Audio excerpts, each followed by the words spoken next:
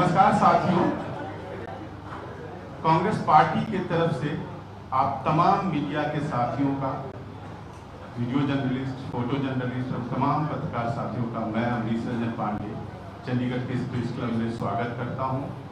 आज हमारे साथ बहुत ही दो खास मेहमान हमारे बीच हैं।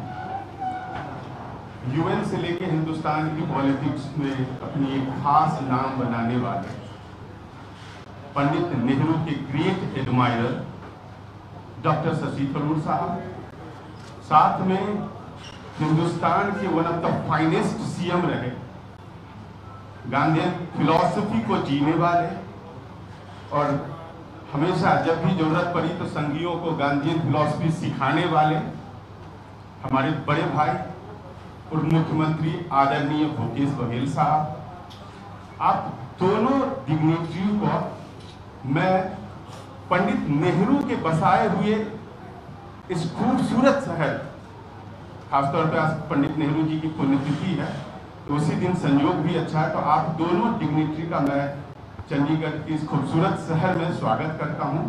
और ज़्यादा समय न लेते हुए मैं चाहूँगा डॉक्टर थरूर साहब, फिर आदरणीय भूपेश बघेल साहब बोलेंगे, उसके बाद आप लोगों का सवाल लिया जाएगा एकदम शांति से। We have equal time, so don't worry. धन्यवाद पांडे जी। नमस्कार। मैं बहुत खुश हूँ कि मैं भूपेश बघेल साहब के साथ आप लोग से मिल सकें और बात भी कर सकें। हम दोनों इस बार उम्मीदवार रहे हमारे राज्यों में। दोनों के वोटिंग 26 अप्रैल को थे। उसके बाद दोनों प्रचार में लगे हुए हैं इंडिया अलायंस के लिए और कांग्रेस पार्टी के लिए। और जो कुछ हमने देखा है, हमें बहुत आत्मविश्वास है कि 4 जून को सरकार बदलने वाली है और बदलाव का वक्त आए हैं जनता के मन में। अंत में तो लोकतंत्र में जनता ही तय करेंगे। मुझे पता नहीं कि 1 जून के बाद एग्जिट पोल्स में क्या कहेंगे, मैं उनको सुनने वाला नहीं हूँ ज़्यादा, क्योंकि मुझे मालूम है कि हमारे देश में जो लोग पोलस्टर्स को कहते हैं, जो लोग असलियत बूथ में करते हैं, वो शायद अलग हो सकता है। लेकिन जून 4 को जब आंकड़े निकलेंगे, मेरे ख्याल में हमारे इंडिया गठबंधन के लोगों बहुत संतुष्ट रहेंगे और आप लोग को सरकार में बहुत बदलाव देख सकेंगे। मैं आज ये सब कह रहा हूँ जवाहरलाल नेहरू जी के देहांत के 60वां एनिवर्सरी में, 60th एनिवर्सरी में। उन्होंने जो कंट्रीब्यूशन जो किए हैं हमारे देश में, बहुत सारे हैं, लेकिन एक चीज़ मैं आज अंडरलाइन करना चाहूँगा, his contributions to creating and building up our democracy। मैं आपसे ये कहना चाहता हूँ क्योंकि हम तो बहुत सारी चीज़ें we take for granted कि ये सब रहें, but in fact it was not so। In 1947 we got independence amidst the trauma of partition, with 1 million people killed, 13 million people displaced. The country was in a complete tragedy, flames of partition and communal violence. And many people said that maybe the only solution is a dictatorship in order to control this disastrous situation and move forward. Nehruji refused. He said, no, we believe in democracy, we will fight for India's democracy. Even though a year later, Mahatma Gandhi was assassinated, 2 years later, Sardar Patel passed away, there was no one to challenge Jawaharlal Nehru.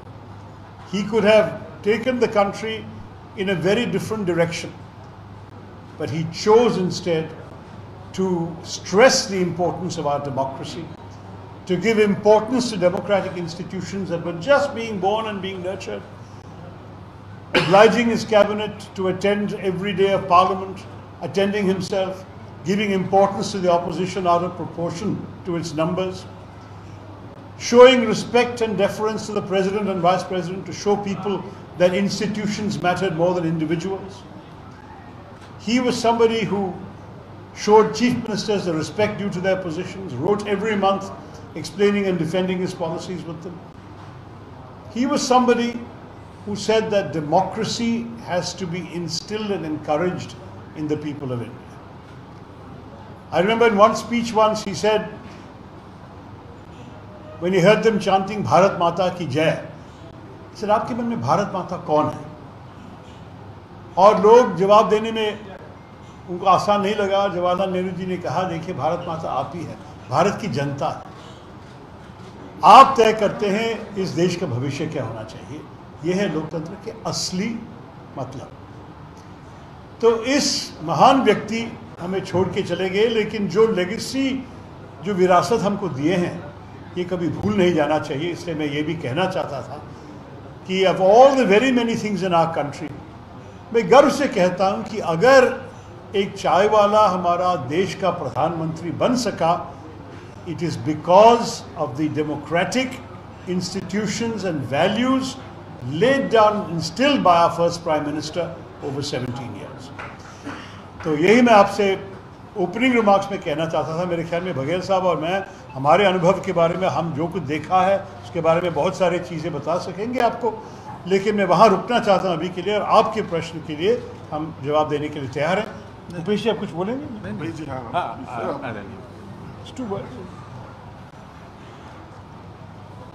आदरणीय शशि थरूर जी, आदरणीय पांडे जी, आदरणीय लक्की जी और सभी पत्रकार साथियों का मैं स्वागत करता हूँ। 60वीं पुण्यतिथि पर नेहरू जी को पूरा देश श्रद्धांजलि अर्पित कर रहा है, और ऐसे समय में जैसे कि थरूर जी ने बताया कि जब हम चुनाव के अंतिम चरण में हैं और जो लोकतंत्र के सबसे बड़े समर्थक पंडित नेहरू जी की पुण्यतिथि हम मना रहे हैं, और पूरे देश की जनता पर हमें पूरा विश्वास है कि अब प्रजातंत्र की जड़ें बहुत गहरी हो चुकी है। ऐसे में कोई व्यक्ति तानाशाह बनने के रास्ते पर है, उसे रोकने के लिए पूरे देश में एक परिवर्तन की लहर चल पड़ी है, चाहे वो दक्षिण हो, चाहे उत्तर हो, पूर्व हो या पश्चिम हो। सभी क्षेत्रों में एक बात है कि परिवर्तन होना चाहिए, कि मौजूदा सरकार से सब लोग ऊब चुके हैं। 10 साल तक के केवल सद्भाव दिखाया गया। पहले मोदी जी ने कहा था कि कांग्रेस को आपने 60 साल दिया है, मुझे 60 महीने दें। उसके बाद आपको याद होगा जब नोटबंदी लागू की तो उन्होंने कहा मुझे 50 दिन दें। फिर जब कोरोना आया तो उन्होंने केवल 21 दिन मांगा था। लेकिन देश की जनता ने देखा कि ये केवल सद्भाव दिखाते हैं और होता कुछ नहीं है। पहले जब आए, आज मैं एक कार्टून देख रहा था, तो पहले 2014 में आए तो उन्होंने कहा कि मुझे सेवक समझिए। फिर 2019 आया तो उन्होंने कहा मुझे चौकीदार समझिए। और अभी तो आपने देखा कि बनारस में गंगा में नौका विहार करते हुए उन्होंने कहा कि मुझे हो सकता है मुझे मेरी माँ ने जन्म दिया हो, लेकिन मुझे परमात्मा ने भेजा है। पर अब वो भगवान बन गए हैं, अब वो कह रहे हैं मुझे भगवान समझिए। इस 10 साल में जो परिवर्तन दिखाई दे रहा है, और जिस प्रकार से मोदी और मोदी की सरकार, उसकी पार्टी तानाशाही प्रवृत्ति को अपनाते हुए जो कार्य किए हैं, उसे चंडीगढ़ के लोग कैसे भूल सकते हैं। यहाँ जिस प्रकार से लोकतंत्र की हत्या की गई, वो आप सब गवाह हैं कि मेयर के जब चुनाव हुआ तो किस प्रकार से उसके ही पार्टी के व्यक्ति ने किस चुने हुए जनप्रतिनिधि के वोट को उन्होंने किस प्रकार से क्रॉस किया, उसको पूरा देश ने देखा है। तो आज आवश्यकता यही है कि लोकतंत्र को बचाने के लिए पूरा देश प्रतिबद्ध है, और मुझे पूरा विश्वास है कि जब 4 जून को रिजल्ट आएगा तो निश्चित रूप से लोकतंत्र के पक्ष में, संविधान के पक्ष में, संविधान बचाने वाले एक साथ एकजुट दिखेंगे। ये मैं कहना चाहता हूँ। धन्यवाद। सवाल लेने से पहले मैं अपने बड़े भाई जो हिमाचल प्रदेश के जब रूरल डेवलपमेंट मिनिस्टर है अनिरुद्ध सिंह साहब यहाँ हैं, तो ये मैं बताना भूल गया था, इसके लिए मैं माफी चाहूँगा। अब आप सवाल बारी बारी से पूछ सकते जी। एक मिनट, मेरे ख्याल में अगर आपके साथ एक माइक हो तो ज़रा बेहतर हो, पीछे। ठीक है। हेलो, मैंने गलत लंबा। मैं उमेश हूँ न्यूज़ एजेंसी। इस बार के जो चुनाव हैं, कांग्रेस पार्टी राहुल गांधी जी कहते हैं कि संविधान बदल जाएगा अगर बीजेपी आई, और इसके अलावा तानाशाही, ये तमाम मुद्दे।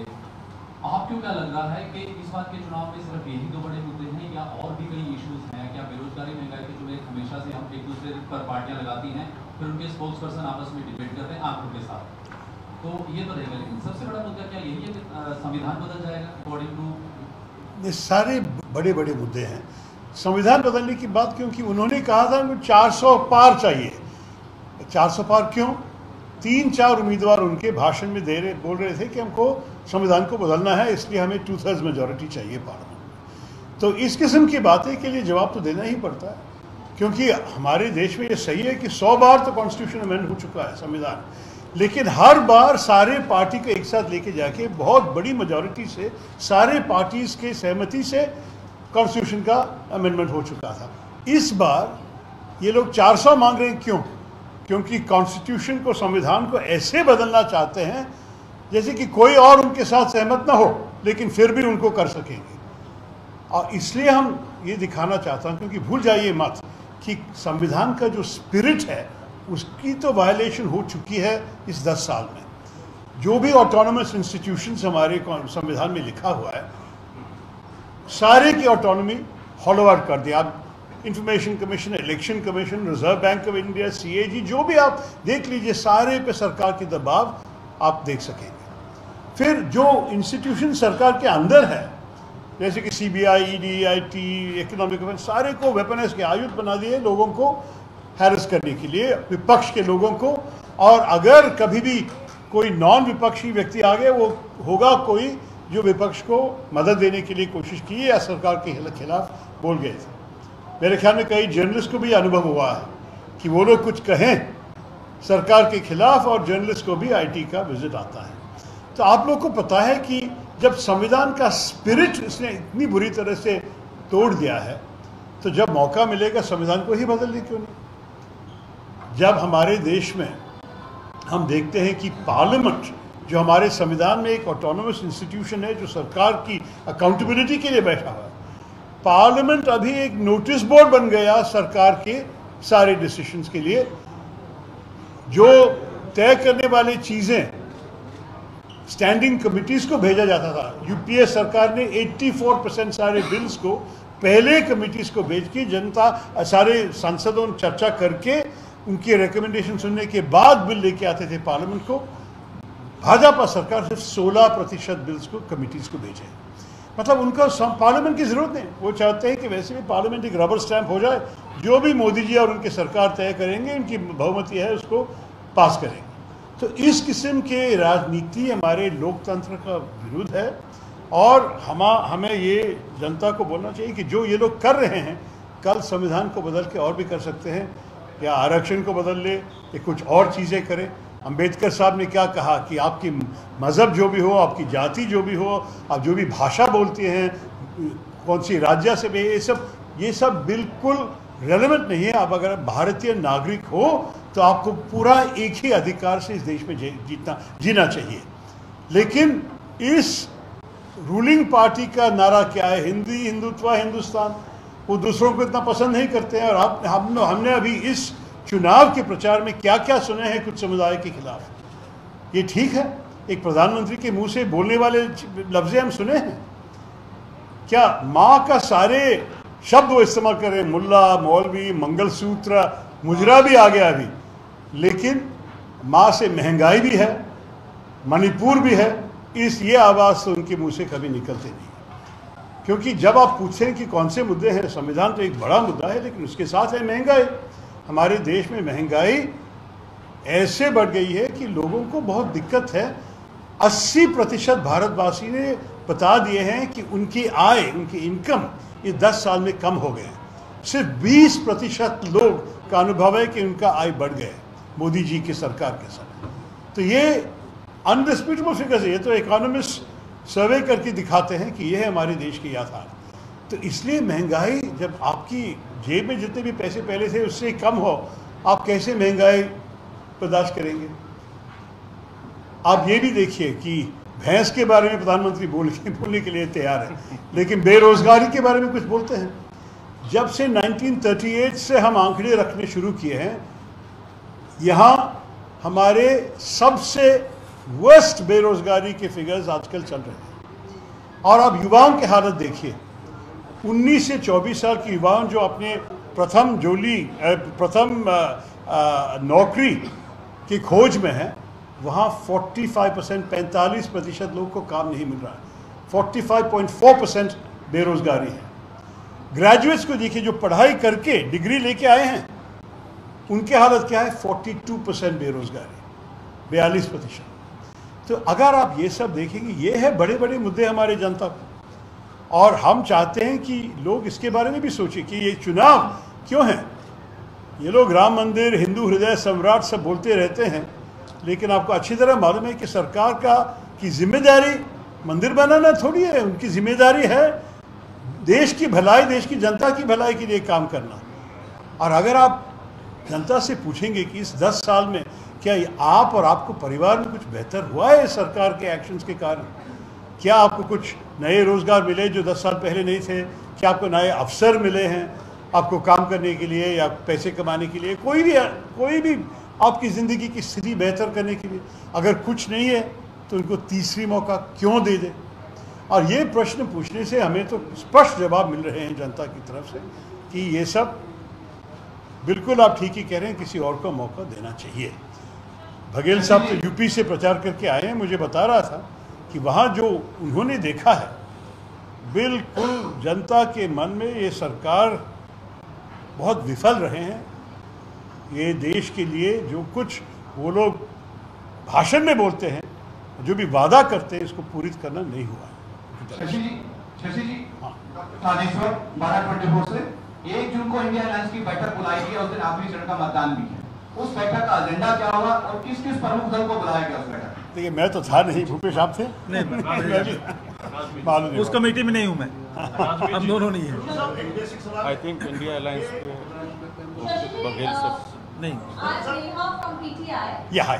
वन थिंग इज कि एक ये जो एजेंडा, ये एक आप इसमें कितना इत्तेफाक रखते हैं कि ऑपोजिशन ये बोल रही है कि इंडिया अलायंस की अगर सरकार बनती है तो देश को 5 हर साल 5 जो पीएम है वो मिलेंगे, 5 चेहरे मिलेंगे 5 साल में।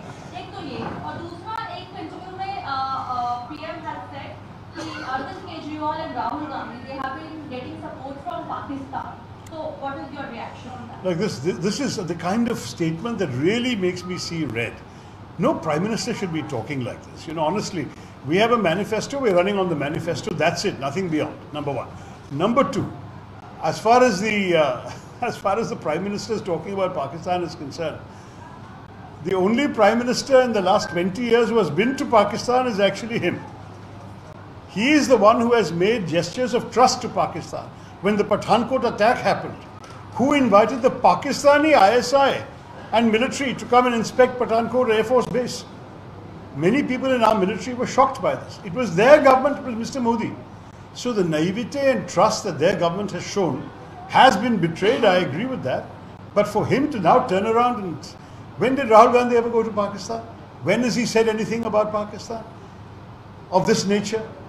In fact, I can tell you that as far as the India Gadbandhan is concerned, कि हमें किसी और के समर्थन की ज़रूरत नहीं है। हम हमारी जनता की राय चाहते हैं। अगर वो चाहते हैं हम आएंगे।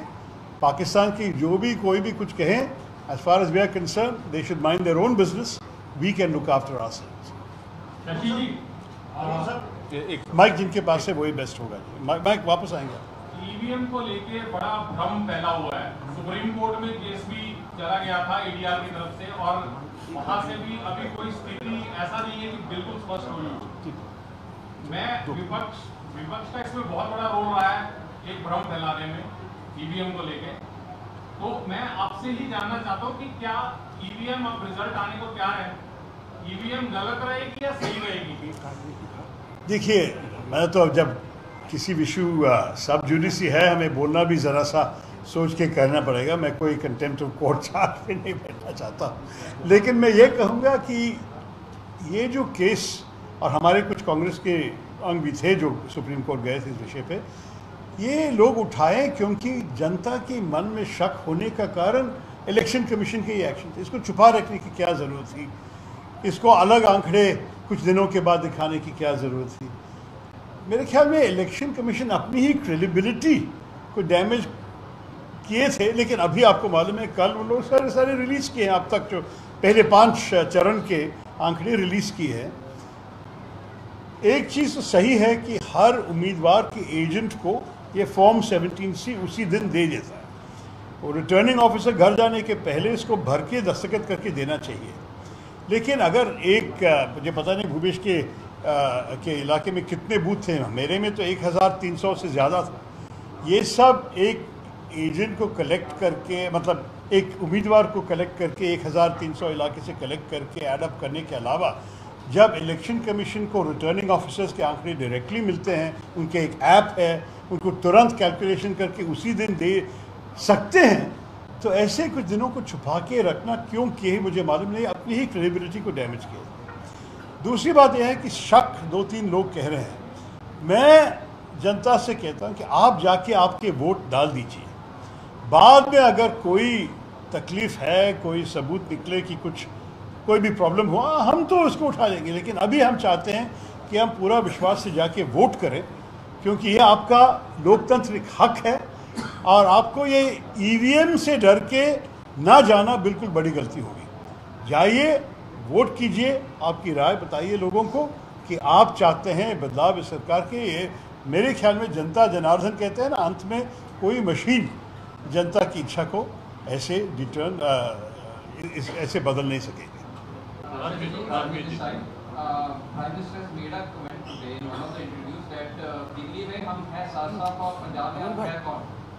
on India block.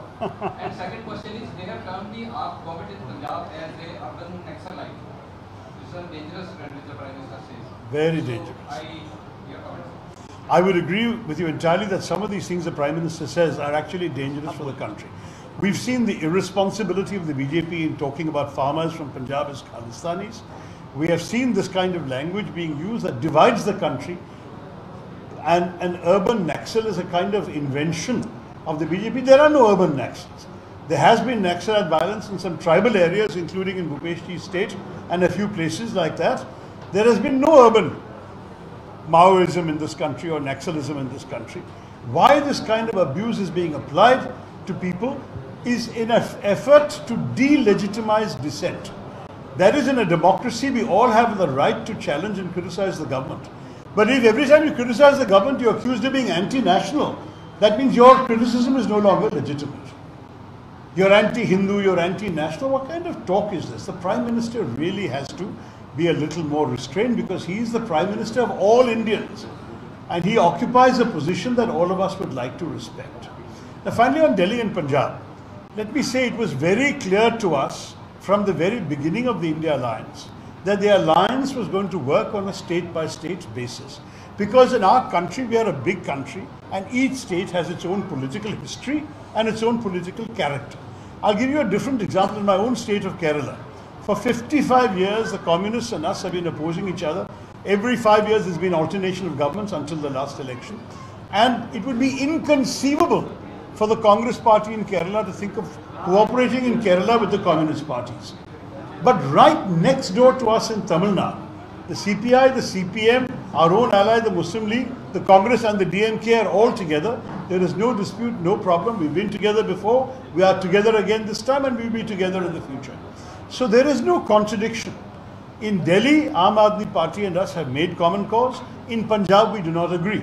That is perfectly just like Kerala and Tamil Nadu. It's entirely possible. And I would say to the Prime Minister, this is a reality of our country. Learn to appreciate our diversity, which also extends to our politics. Sir, जी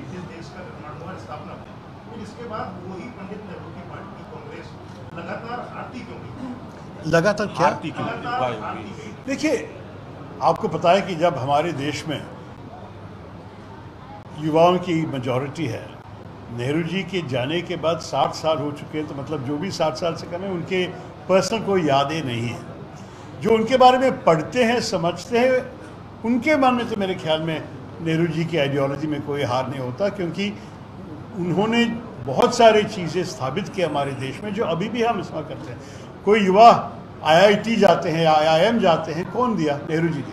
अरे आप चंडीगढ़ में रहते हैं, किसका संकल्प था ये चंडीगढ़ शहर बनाना? नेहरू जी का था।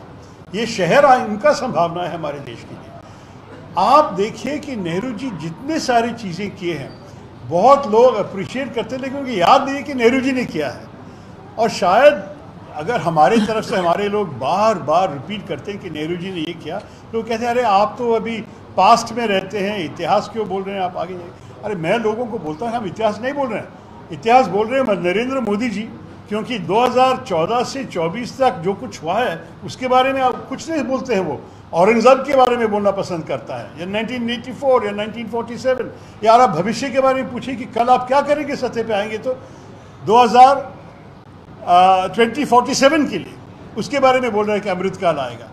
क्योंकि उनकी रियलिटी, उनकी परफॉर्मेंस रिकॉर्ड इतना बुरा है कि उनको आज की हकीकत के बारे में बोलने का कुछ नहीं है। इसलिए या दूर की इतिहास या आने वाले दूर की भविष्य के बारे में बोलना पसंद करते हैं। हम आज के बारे में बोल रहे हैं, जो हम आज के हमारे अनुभव है, ये नेहरू जी की लेगेसी है।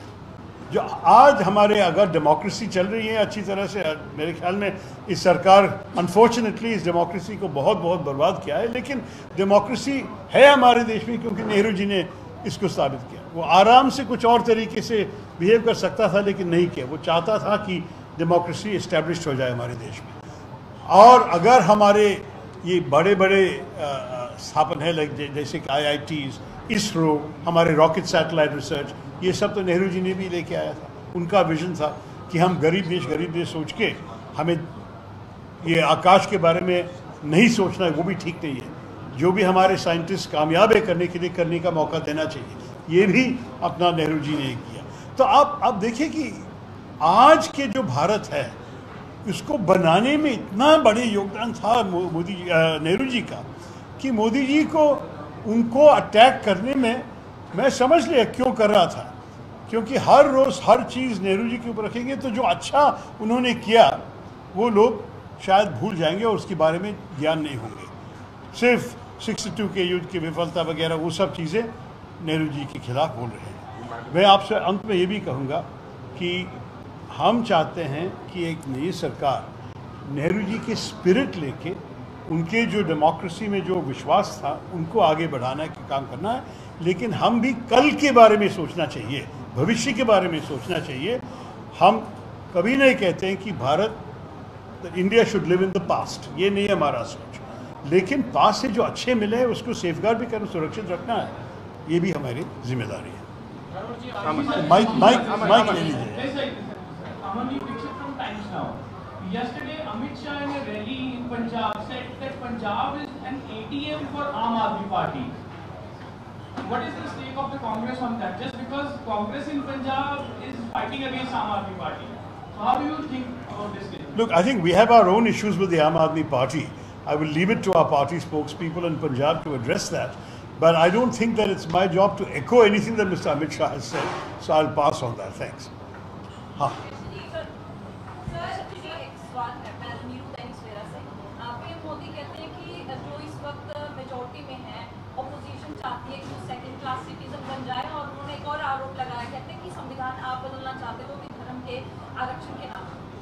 बिल्कुल नहीं।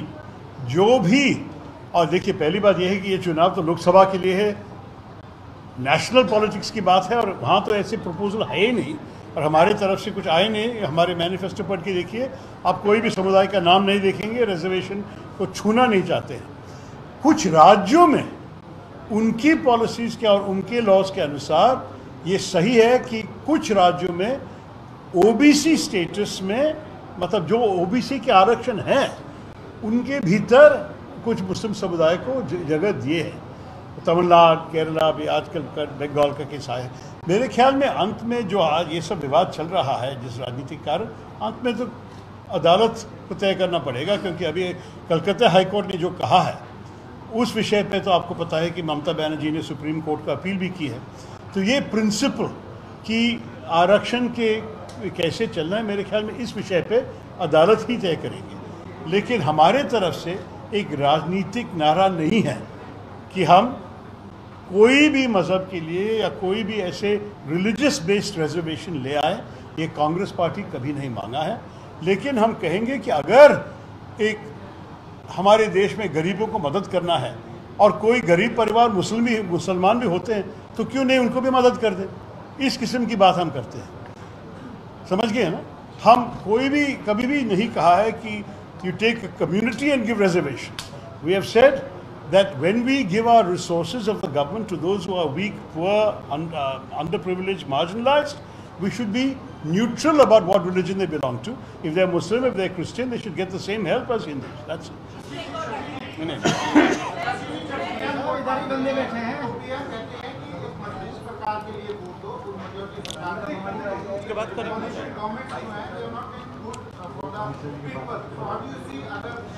देखिए, मजबूत सरकार क्या होती है? मजबूत सरकार ऐसी होनी चाहिए जो जनता के लिए काम कर सके। और हमारा देश के अनुभव यह है कि कोalition सरकार के ट्रैक रिकॉर्ड इस देश में बहुत अच्छे हैं। अब 1991 to 2011 पे हमारे सबसे बेस्ट इकोनॉमिक ग्रोथ, अर्थव्यवस्था के हालत इतने अच्छे कभी भी नहीं हुए हैं। और पूरे टाइम पे मेजॉरिटी गवर्नमेंट है हमारे पास नहीं। नरसिम्हा राव जी का माइनॉरिटी गवर्नमेंट था, बाकी सारे कोalition गवर्नमेंट्स। और ये कोalition गवर्नमेंट्स जो रिजल्ट्स हमारे देश के लिए किए हैं, देश के लोग संतुष्ट हैं। क्योंकि उसके बाद जो मोदी जी ने हमें दे दिया, बहुत बुरी बात। हमारे अर्थव्यवस्था मोदी जी के समय पे साधारण आम आदमी के हालत को बुरा कर दिया है। लेकिन जो 20 साल अच्छा किया, ये सारे हमारे कोalition गवर्नमेंट्स कर सके। तो मैं कहूँगा कि मजबूती आप समझ लेंगे तो मैं कहूँगा कि ये कोalition गवर्नमेंट अच्छा है जनता के हित में। एक सीनियर सर एक माइक भी पहुंचाइए। माइक के भी हिंदुस्तान टाइम्स। सर, कल प्रियंका जी बोल के गई हैं कि अगर इंडी गवर्नमेंट की सरकार बनेगी तो शायद हमारी पार्टी का नाम इंडी गवर्नमेंट हो जाए, ऐसा करेगी।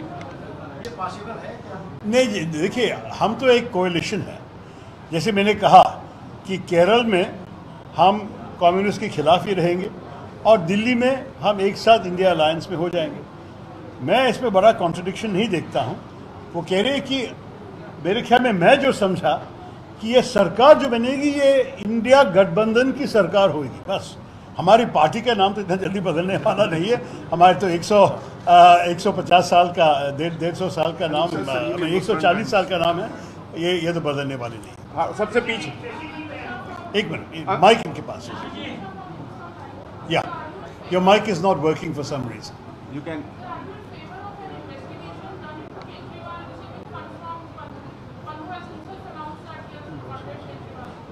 Look, on all these matters, I am going to tread a little warily because I am a little unsighted. I was not aware of the statement. I will say, however, that as far as we are concerned, we have never been against investigating any potential wrongdoing. What we said about Mr. Kejriwal, very simply, was that it is wrong for the government, in the middle of an investigation that has gone on for more than 2 years, to arrest him just when he is about to campaign in the elections. That we felt was wrong because in our democracy, political leaders, he's leader not only of he's not only Chief Minister of Delhi, he's also leader of a national political party. Everyone should be free to do their campaigning. If there were any grounds to proceed further with the investigation, that should have been pursued after the 1st of June. That is exactly what the Supreme Court has also said. So we are not saying don't investigate. If there's anything that needs to be investigated, justice can always take its course, but do not interfere with the democracy of our country by impeding the ability of someone to contest in elections and participate in elections. जी last सवाल है कि थर-थर कांप रहा है चीन। माफ कीजिए, साहब से ये जानना चाह रहे हैं कि चीन थर-थर कांप रहा है, लेकिन सुब्रमण्यम स्वामी कहते हैं कि हजारों किलोमीटर जमीन जो है हमारे कब्जाई हुए चीन। देखिए, चीन के विषय में अभी बोल चुका हूँ, एक और बार बोलता हूँ आपको। हमारे करीब 45 साल का समझौता था चाइना के साथ कि हमारे बॉर्डर, हमारा सीमा डिफाइन नहीं किया है, लेकिन हम बिना तर्क से दोनों साइड पेट्रोल कर पाएंगे। चाइनीज़ आर्मी एक दिन आते थे, इंडियन आर्मी वहीं जाते थे। 65 पेट्रोलिंग पॉइंट्स में दोनों फौज पेट्रोल करने का हक था। लेकिन ये मोदी सरकार के ज़माने में क्या हो गया है कि ये 65 पेट्रोलिंग पॉइंट्स में 26 पेट्रोलिंग पॉइंट में चीनी आर्मी आके बैठे हैं। They have started building enduring installations और इंडियन आर्मी को वहाँ पेट्रोल करने की इजाज़त बंद किया है। आपको पता है कि गलवान में जो कुछ हुआ जून 20 में, जून में क्या हुआ, हमारे जवानों ने कहा कि आप लोग क्यों बैठे हैं, अभी हमारी बारी है यहाँ आने के लिए, अब चले जाइए यहाँ से। और जवाब उनको दिए, इनको शहीद कर दिया चीना को। 20 जवानों को उन्होंने मार दिया। तो इसलिए मोदी सरकार really should be ashamed of itself कि वो लोग ये अमित शाह पीओके के बारे में बोलते हैं कि ये करेंगे वो करेंगे, लेकिन जब एक्चुअली कुछ हुआ है कि हमारे जो 46 years of experience and understanding has been overturned by the Chinese and you are not willing to take any action, you are not able to take any action। और उसी वक्त अब चाइना से इंपोर्ट करते ही जा रहे हैं कि हमारे इंपोर्ट्स और इंपोर्ट डिपेंडेंस मेरे ख्याल में करीब $200 बिलियन तक हो रहा है चाइना से, जो 2020 जब हमारे जवानों को मार दिए लोग, उससे करीब 3 गुना ज़्यादा हो गया है। तो इस किस्म की राजनीति क्या हमारे नेशनल सिक्योरिटी पे बेनिफिशियल है या नहीं? मैं आपसे सीधा पूछ रहा हूँ कि मोदी सरकार रियली जो 2019 में 56 इंच की छाती दिखा के पाकिस्तान के खिलाफ इस देश की सुरक्षित रखने वाले सरकार है, वो उनका क्या किया उसने हमारे देश को सुरक्षित रखने के लिए? और अभी पीओके के बारे में उनका गृह मंत्री कह रहा है, अरे 10 साल आप सत्ते में थे, पीओके से क्या किया, कहाँ लेके आए आप पीओके? ये सब चुनावी जुमला है। आप लोग भी समझ लीजिए कि चुनाव के समय जो भी अपने मन में आते हैं, उनके पसंद है वो बोलते हैं, लेकिन वो कभी कुछ करने के लिए तैयार नहीं है जो असलियत में हमारे देश की गर्व इस चिंता में होना। मैं सब जो देश का गर्व है, देशभक्ति है, हम लोग सब चिंतित है कि क्या किया है सरकार ने और कल कैसे हम इसको बदल सकेंगे। आसान नहीं होगा। हमारे जो लद्दाखी शेपर्ड्स जो है, जो ग्रेज करने के लिए जाते थे, वो नहीं जा सकेंगे आजकल कई एरियाज में, क्योंकि चीन वहाँ बैठे हैं। और इसके लिए कुछ भी अकाउंटेबिलिटी दिखाएंगे सरकार, कुछ बताएंगे हमें? कुछ नहीं। नहीं, कोई गुस्सा नहीं हमारे देश में। उसका टेक्निकल मीनिंग क्या होता है कि चीन कुछ नहीं बदला, लेकिन हमें उसी वक्त फॉरेन मिनिस्टर क्या कह रहा है, China must restore the status को एंटी। इसका मतलब क्या था? जो पहले नहीं था अभी है चीन के हाथ में और उसको वापस रिस्टोर करनी चाहिए, लेकिन चीन कुछ नहीं कर रहा है और हमारे सरकार भी कुछ नहीं कर रहे हैं, इससे बोलते हैं। यही हमारा शिकायत है। मैडम शशि जी, आप चंडीगढ़ आइए। Hardeep from time TV. Sir, ਤੁਹਾਡੀ ਜਿਹੜੀ ਕਮਾਂਡ ਹੈ ਬੜੀ ਚੰਗੀ ਹੈ ਇੰਗਲਿਸ਼ ਦੇ ਉੱਤੇ। ਮੈਂ ਪੰਜਾਬੀ ਦੇ ਵਿੱਚ ਬਹੁਤ ਸੋਹਣਾ ਬੋਲ ਲੈਂਦੀ ਆ, ਇਸ ਲਈ ਮੇਰਾ ਸਵਾਲ ਜਿਹੜਾ ਨੈਸ਼ਨਲ ਲੀਡਰ ਹੋ, ਤੁਸੀਂ ਪੰਜਾਬੀ ਦੇ ਵਿੱਚ ਮੇਰੀ ਗੱਲ ਸਮਝ ਲੈਣੀ ਹੈ ਤੇ ਮੇਰੀ ਉਮੀਦ ਵੀ ਮੈਂ ਇਹੀ ਕਰਦੀ ਹਾਂ ਕਿ ਤੁਸੀਂ ਪੰਜਾਬੀ ਦੇ ਵਿੱਚ ਆਨਸਰ ਦੇਣਾ। ਸਰ ਕੱਲ इतना तो समझ सका, लेकिन जवाब तो बोलना है। सर, कल अमित शाह जी हैगे सी लुधियाने ते उन्होंने बंदी सिंघां दी रिहाई दे उत्ते गल कही है कि कदे भी बंदी सिंघां दी लई जिहड़ी है रिहाई नहीं की जाएगी, क्योंकि और रवनीत बिट्टू दे जिहड़े हैगे ने उन्हां दे कातल ने, उन्हां नूं रिहाई मिलेगी। एक सवाल। दूजा सवाल बंदी सिंघां दी मेरा सवाल है कि तुसीं चंडीगढ़ आए हो, चंडीगढ़ दे लई अपनी, क्योंकि तुहाडे कोल वोकैबुलरी बहुत है, बहुत ज़्यादा इंग्लिश की प्रोनाउंसिएशन चंगी है, ते चंडीगढ़ दे लई कोई ना कोई एक शब्द दे के जाओ। Please speak again something for Chandigarh. Okay.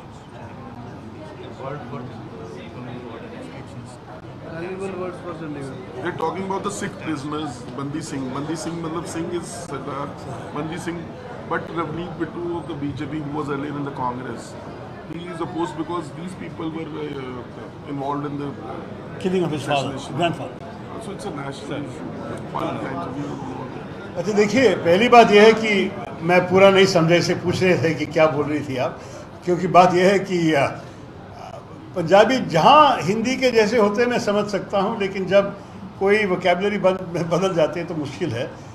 वैसे पंजाबी में एक चीज़ कहूँगा कि मैं कभी नहीं कहूँगा कि सब चंगा सी, क्योंकि चंगा नहीं है। मेरे ख्याल में हमारे देश में जो हाल है, ये तो हम पंजाब में भी देखे हैं, कहते हैं कि पंजाब में जो कुछ मैं देख रहा हूँ, जनता के हाल तो काफ़ी मुश्किल है कि आपके युवाओं पंजाब छोड़ के जा रहे हैं दूसरे देश, दूसरे राज्य में काम, क्योंकि यहाँ तो रोज़गार बिल्कुल नहीं है। उसी बात हम ये भी देखें पंजाब में कि कई इंडस्ट्रीज़ जो पंजाब में थे, वो लोग यहाँ से बदल के दूसरे राज्यों में जा रहे हैं, या कभी एक इनिशियल एंटरप्राइज यहाँ पंजाब में हो सकता है, लेकिन जो भी एक्सपेंशन होते हैं दूसरे राज्यों में जाते हैं, ये सबको बदलने के लिए हमें एक वातावरण भी बदलना चाहिए। यहाँ हमारे देश का हाल, पंजाब का हाल मेरे ख्याल में बहुत बेहतर हो सकते हैं, लेकिन इसके लिए सरकार भी बदलनी चाहिए। आपने एक लफ्ज़ मांगा मुझसे, मैं तो अंग्रेज़ी में एक ही कहूँगा जो मैं 2 दिन पहले, क्योंकि ट्रिब्यून ने मुझे जलंधर में यही प्रश्न पूछा था, मैंने बोला कि जो अंग्रेज़ी लफ्ज़ में सबको सिखाना चाहता हूँ, डिफेनेस्ट्रेट, उसका मतलब है खिड़की खोल के फेंक दे किसी को या कुछ को। हम चाहते हैं कि भारतीय जनता भाजपा सरकार को डिफेनेस्ट्रेट कर दे, बस ये जी। मैं अंकुश महाजन पहले मैं अपनी कुलीग के साथ एक सवाल कर लेता हूं, आपने उसका जवाब नहीं दिया कि बंदी सिंह की रिहाई के लिए अमित शाह ने जो बयान दिया है, जो असैसिनेशन हुआ था बेअर सिंह का, उनके जो कातिलों को छोड़ने के बारे में उन्होंने कहा कि उनको नहीं छोड़ा जाएगा, इस तरीके की बात की है, जबकि उन्हीं को लेकर तकरीबन 500 दिनों से चंडीगढ़ के पास एक बड़ा एजिटेशन चल रहा है। जो मेरा सवाल ये है सर कि पंजाब में क्या हम पोस्ट पोल अलायंस देख सकते हैं, जो इंडियन अलायंस के साथ आप और कांग्रेस का क्या होगा, पोस्ट पोल अलायंस होगा, इसके बारे में आपसे जानना है। बोलना मुश्किल है क्योंकि पोस्ट पोल स्टेज तक पहुंचे नहीं हैं हम। 4 जून के बाद आप पूछिए, आपको अच्छा जवाब मिलेगा किसी से, मुझसे नहीं। Thank you.